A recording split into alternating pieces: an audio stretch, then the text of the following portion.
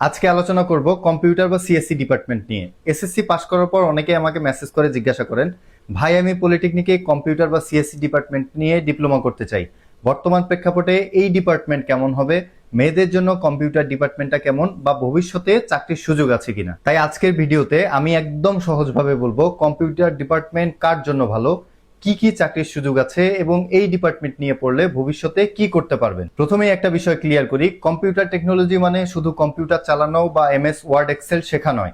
এখানে programming, database, networking, web development, software development, computer hardware এবং বিভিন্ন আইটি রিলেটেড বিষয় শেখানো হয়। তাই আপনার যদি টেকনোলজি, কম্পিউটার এবং প্রবলেম সলভিং এর উপরে আগ্রহ থাকে তাহলে কম্পিউটার টেকনোলজি আপনার জন্য ভালো একটি অপশন হতে পারে। এবার আসি সবচেয়ে গুরুত্বপূর্ণ প্রশ্নে, চাকরি পাবো কোথায়? Diploma in computer science and technology করার পর সরকারি ও বেসরকারি দুই জায়গাতেই বিভিন্ন ধরনের চাকরি করার সুযোগ রয়েছে। সরকারি চাকরিতে বিভিন্ন মন্ত্রণালয়, অধিদপ্তর, সরকারি প্রতিষ্ঠান, ব্যাংক ও অন্যান্য প্রতিষ্ঠানের আইটি বা কম্পিউটার রিলেটেড টেকনিক্যাল পদে সুযোগ পাওয়া যায়।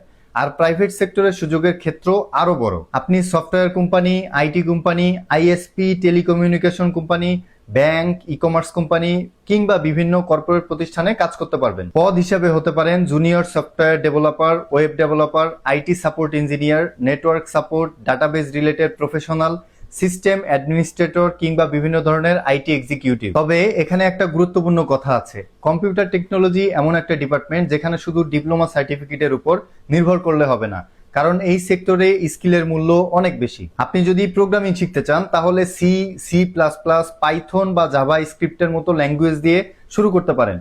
ওয়েব ডেভেলপমেন্ট করতে চাইলে এইচটিএমএল, সিএসএস, জাভা স্ক্রিপ্ট এবং পরবর্তীতে বিভিন্ন ফ্রেমওয়ার্ক শিখতে পারেন। আর যদি নেটওয়ার্কিং ভালো লাগে, নেটওয়ার্কিং, সার্ভার এবং সাইবার সিকিউরিটি এর দিকে যেতে পারেন। অর্থাৎ ডিপ্লোমা করার পাশাপাশি আপনাকে নিজের একটা নির্দিষ্ট স্কিল ডেভেলপ করতে হবে। আরেকটা বাস্তব কথা বলি, কম্পিউটার ডিপার্টমেন্ট সবার জন্য সহজ নয়।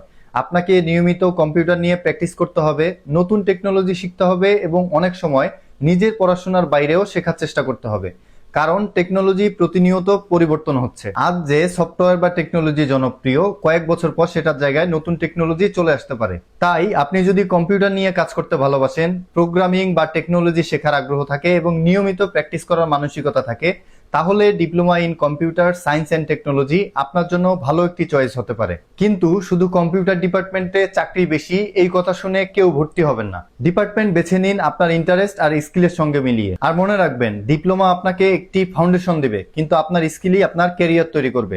কম্পিউটার টেকনোলজি নিয়ে আপনার যদি আর কোনো প্রশ্ন থাকে তাইলে কমেন্ট করে জানাতে পারেন।